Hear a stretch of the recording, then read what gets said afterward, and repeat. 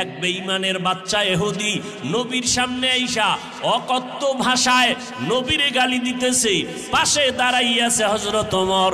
মেজাজটা গরম হয়ে গেছে। যেই নবীর কারণে আমি ওমরের সম্মান বেড়ে গেল, সেই নবীরে গালি দিবি, এটা মেনে নেওয়া যায় না। ওমরের রাগ, চোখ লাল হয়ে গেছে। নবী বুঝতে পাইরা বলে, ওমর, ইহুদির সাথে তর্কে জড়াইও না, ওরে গালি দিতে দাও, একটা জবাবও দিও না।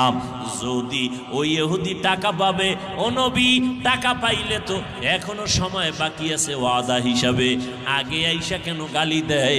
নবী বলে, তার অধিকার আছে। তোমার যদি রাগটাকে কন্ট্রোল করতে পারো, কন্ট্রোল করতে চাও, এরে বাইতুল মালে নিয়ে যাও, এর টাকাগুলো ফিরাইয়া দাও, মালটা দিয়ে দাও। মাল দেওয়ার পর আলাদা কিছু আমার পক্ষ থেকে দিয়ে দাও। ওমরে ফারুক হাত ধইরা কয়ে, দিকে আয়। তুই নবীর কাছে পাবি, নবীর এত পরিমাণ গালাগালি করলি। রহমতের নবী, যেই নবীর শরীর মোবারকে একটা মশা পড়ে না, মাছিও পড়ে না, কেমন মায়ার নবী, রাস্তা দিয়া চলে, সূর্যের গরম যেন নবীরে কষ্ট না দেয়। মেঘের খণ্ড ছায়া দিতেছে, দুপার্শ্বের গাছ নত হইয়া নবীরে সালাম জানাইতেছে, জঙ্গলের প্রাণীরা নবীরে সালাম জানায়। এমন মায়ার নবী আমার, তুই গালি দিলি, আমি ওমর থেমে রইলাম। কারণটা কি? আমার ভিতরে আগুন আছে, আগুনটারে পানি করে রাখছি রহমতের নবীর কারণে। নবীর কাছে আসলেই শান্তি আর শান্তি, নবীর আদর্শই মানি শান্তি।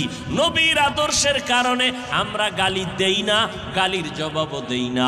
কত মানুষ আমগো টুপিওয়ালা বলে গালি দেয়, মাদ্রাসার বিরুদ্ধে কথা বলে, দাড়ির বিরুদ্ধে কথা বলে, পোশাকের বিরুদ্ধে কথা বলে, আছে না নাই? আমরা কিছুই বলি না, আমরা চুপ থাকি, আল্লাহর কাছে কান্না করি, দোয়া করি।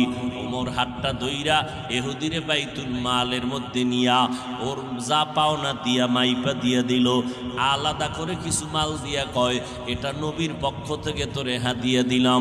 ইহুদি মাথায় গাঁটটি লইয়া মালের বোঝা নিয়া দৌড়াইয়া বাড়ি না গিয়া নবীর সামনে গিয়া কয়, মুহাম্মদ, আমি তোমারে বহু পরীক্ষা করেছি, আজকে ছিল লাস্ট পরীক্ষা। তুমি পরীক্ষায় পাশ করেছো, বেয়াদবি মাফ করিয়া আমাকে কালেমা পড়ে মুসলমান বানায়া দাও।